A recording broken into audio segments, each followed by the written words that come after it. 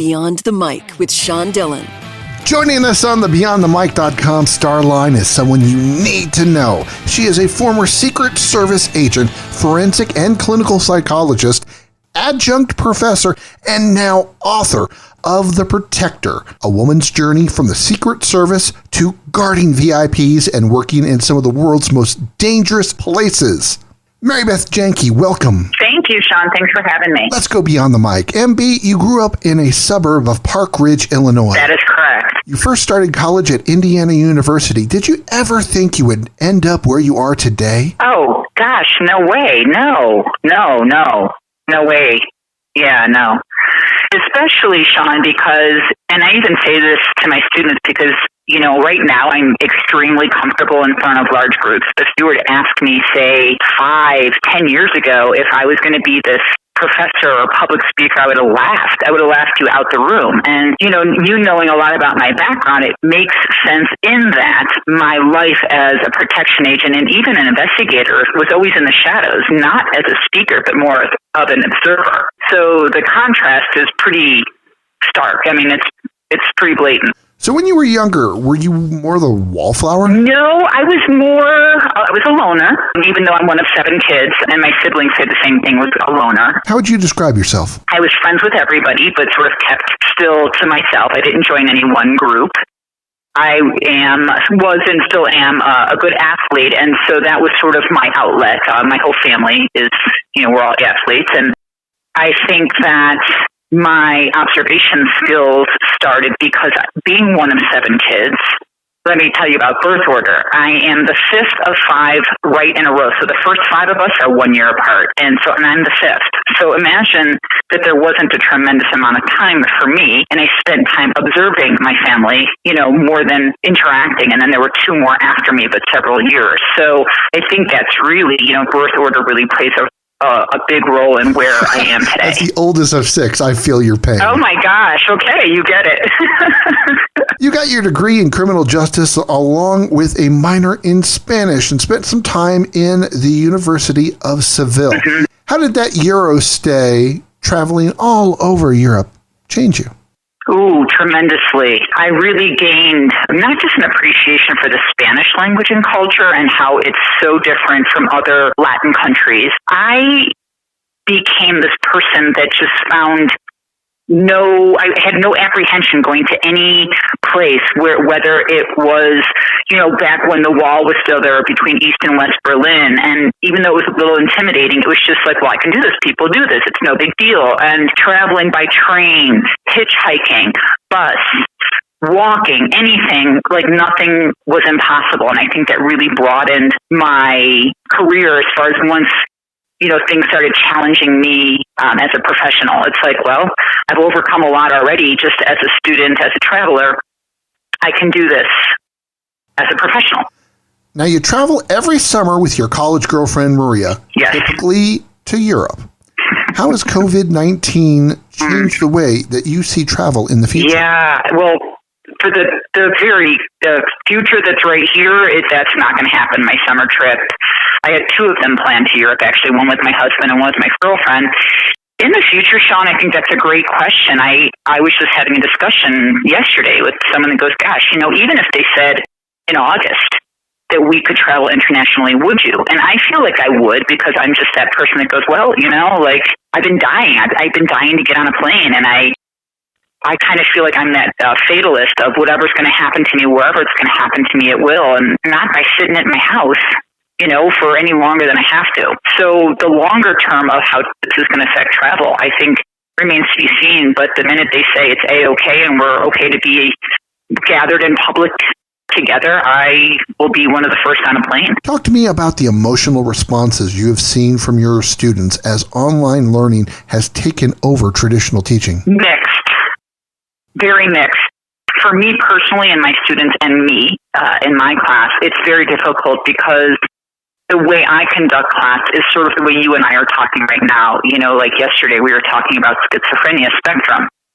And it's so different to not interact with them in person and see people that seem confused or that have a question, and I'll be like, oh, just give me a minute. Now it's all electronic where they're clicking a little icon that says raising my hand, or they stick something in the chat box. And it's sort of like almost like playing pinball. It's like all these different things happening at once. And although it's better than nothing, I like at least that we're in person. That's the way I've chosen to do class, and it's recorded for students that can't make it, that might be in different countries, different time zones.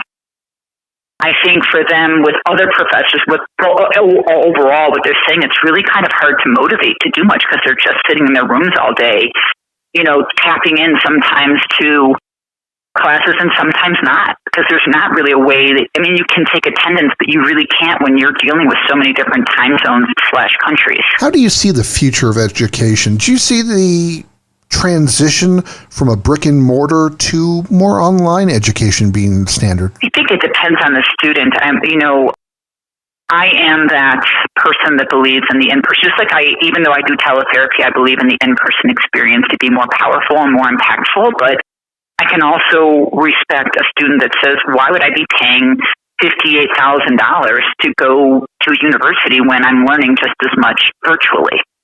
So I think it really depends on the student. I think some people learn better in person and some people learn regardless of the mode.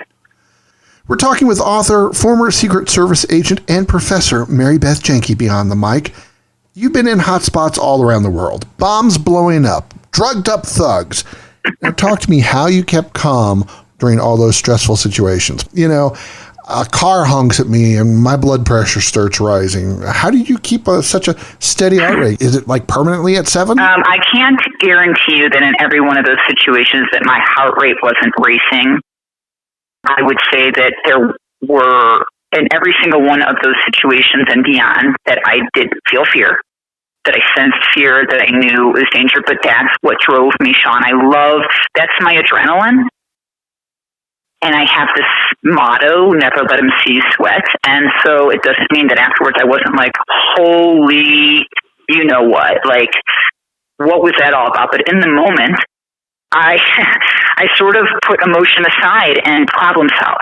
It's like, what's going on? What needs to be done? I have a protectee to save. I have my own life to save. In that, a couple of cases, it's a group of people. How am I going to make that happen? Because it's also my own life on the line. And there's no way I'm not coming home tonight and sleeping in my own bed, be that my own bed at home or in a hotel or a rented apartment. Now, there are times when I'm like, I need a glass of wine or I need to go for a 5-mile run because that was intense. Or I need to debrief with a partner, a colleague, whoever. But sometimes I'm like, just another day on the field, right? And then I just sort of, a lot of times you have to do after action reports, so you sort of process it through that. As you deal with those stressful situations, how do you communicate or how do you not communicate to the ones you love? You can't say, hey, Mom, got shot at today. No big deal. I'm good. Because they would worry. Yeah. My mom, I would say of all those, the only person who ever at least vocalized their issue with my line of work was my mother. Really? She told me that I was the reason for her premature gray hair. When I decided I had gotten my degree in forensic psychology about 10 years out of undergrad, decided, this is great. And then 9/11 happened. I got back into the field, ended up in Bogota, Colombia. And after my first 3-month contract, I was home visiting my parents and waiting for my next contract to be renewed. And my mom's outside with my dad and me, and we're having a glass of wine. And then I saw my mom get this serious look on her face, and she kind of clears her throat, and she's like, you're not going back to Bogota. And I swear, Sean, I almost spit my wine out. I was like, yes, I am.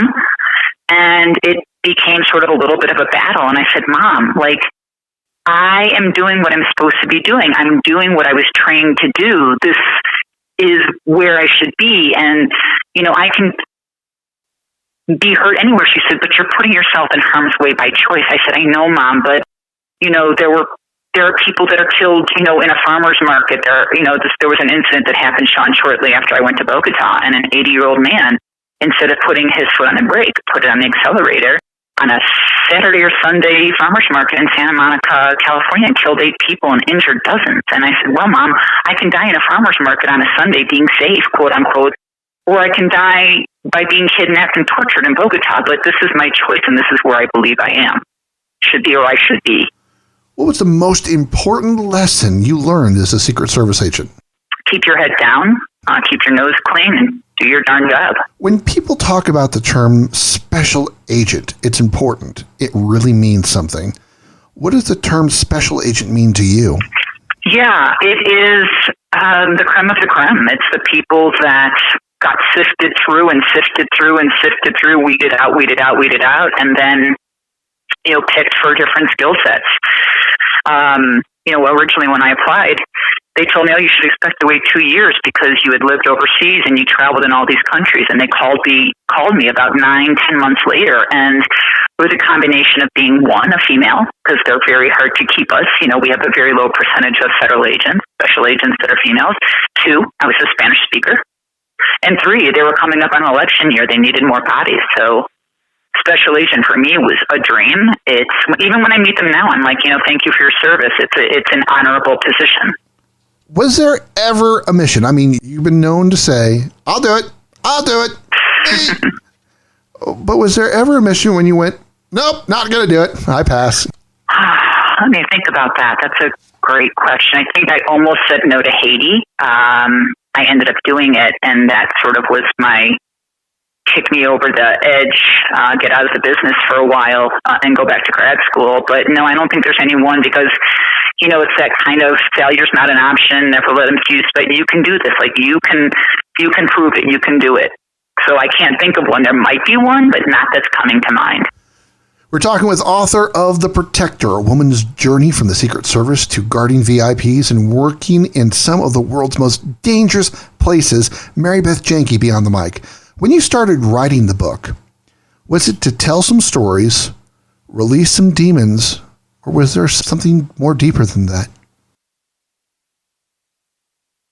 When I started writing this book, my intention was to tell my story, and it was because a combination of things. It was very cathartic, so maybe some demons were released, but that was not what I thought was going to happen. But I had a reading with a woman who's sort of a spiritual guide, and she said to me, about 5 times during the session, and at one point she stops the whole thing and she's like, listen to me. You need to write, and you need to write a book. And she said, there's something you need to say, and people need to hear it. And I just looked at her like, are you effing crazy? Like, I write a book? Like, no way. And it took me a while to come around to it, right? And I finally started, after I'd finished my postdoc and got my doctorate, like officially got my license, and then just took some time off to travel. And I was like, you know what? It's time. I'm going to write. And I originally intended to write my entire story, meaning about my protection missions and my investigative missions. But I wrote so many pages about my protective missions that, I may or may not write a second edition that's called The Investigator. I don't know. But that's kind of how that happened. And you are correct. It definitely was cathartic. I definitely processed a lot of stuff I didn't even know was there. So it was it was both arduous, but a really great experience for me. And it took about 1 year. What chapter in the book is the most important to you? I think for me, because it's for me my most proud chapter, but it might not resonate with other people, was the chapter in Colombia, because it was really a position that you could not even imagine existed in the world of protection. And with just 2 other people, we had a massive multi-million-dollar budget that we were managing so well that a program that was supposed to only last 1 year, we ended up not only extending it 3, but then because of that, got a whole bunch more millions to then open a training academy. So I would say Colombia, probably the most dangerous as well. In all these pressure situations, all these places, danger hotspots around the world, you had to have your head on a swivel. Was there ever a place where you felt comfortable? Yeah. More with the families I worked in Dallas and Sarasota, because yes, there's a threat, but the threat wasn't as obvious as, say, working in Haiti or Peru or Bogota. It's there because of the money that the family has and potential outside threats that really you don't necessarily know exist. Yes, you have people working in the background to do, intel, to check out threats, etc. But for the most part, you're protecting a family that could be your own family. And it's a sort of a quote-unquote more normal lifestyle versus austere environments such as Bogota, Lima, Peru, Port-au-Prince, Haiti. So I would say, in particular, Sarasota, because I'm a beach girl, and you give me a beach, I am elated. I get to run every day. Just that salt air makes me very comfortable. Have you ever ran a marathon, and what was your best time? I've only ever run one marathon, and it was what they call the People's Marathon. It was the Marine Corps Marathon in Washington, D.C. In 1994, and my time was it was exactly a 10-minute mile average, so nothing spectacular, but I finished, and I never stopped. Yeah, I just can't do it. We all want to finish. Yeah, that was a lot of fun. You've been a protector of the Bushes, the Versaces. How hard is it to be a protector of not only their person, but of their psychological and emotional well-being? It has to be a deep and responsible job to be the protector. It is. And you said something that I've never thought about before. As a psychologist, you are a protector of people's emotions and their emotional well-being. It's a lot of responsibility. I guess my thing is, okay, what have you done for me lately? And it's that constant, I'm the hardest person on myself, and so I'm constantly demanding more and more. And if I feel like, oh God, I don't know if I could ever do that, that means, you know what, I just said that out loud, that means I've got to do it. Sort of like, oh, I don't know if I'll ever get my doctorate, and then bam, I ended up getting, doing that 5-year nightmare program that every year I was like, God, what am I doing? And I just kept going. And I agree with you. It's, from the outside, it looks, maybe different from it being me, because to me, this is just what I do, and I love it. And when I stop loving something, I move on to the next thing. And, you asked me before what my next thing is, and I'm not 100% sure, but I'm damn well convinced it's going to be equally as exciting as my last chapters. When your heart is always racing, you're a type A personality. Other than drink coffee and wine, well, what do you do to relax? I read. I watch programs, Netflix, Amazon. I walk. I look at art. Whatever is out there. I like music. I like plays. I've already said I love to travel, but, on a daily basis, it's a glass of wine at the end of the day, cooking, and, okay, what are we going to watch? Or do you just want to sit around and chat, with my husband? So, yeah, I would say we're pretty chill for, having the backgrounds we have. Time is running out, so it's time for the Rocky Nate. It's the first thing that comes to your mind, no pressure. Okay. You are a former United States Secret Service agent, freelance protection agent, and investigator, forensic psychology expert, personal protection instructor, self-esteem mentor, doctor of clinical psychology, psychology professor, and an author. So with all that, what's your next challenge? Parlaying my book into working with young women and increasing their self-esteem. Which book of yours would people enjoy more? Inspire, a cognitive behavioral therapy program to enhance self-esteem in emerging adult women, or The Protector? Well, the first is my dissertation, which is, in essence, a book, and that would feed into how I would work with people via The Protector, because I think The Protector really brings out, what one's self-esteem can do and how it can protect them amongst, just in the world in general. You've traveled all over the world, but where is the one place where you wouldn't want to go back to ever again? Morocco. Gotta ask, since we know you like wine, what's your favorite bottle? Purple Angel. I'm hoping I can get a laugh out of this one. If 500 cows was too low, what would it have been an appropriate dowry for you? 5,000, Sean.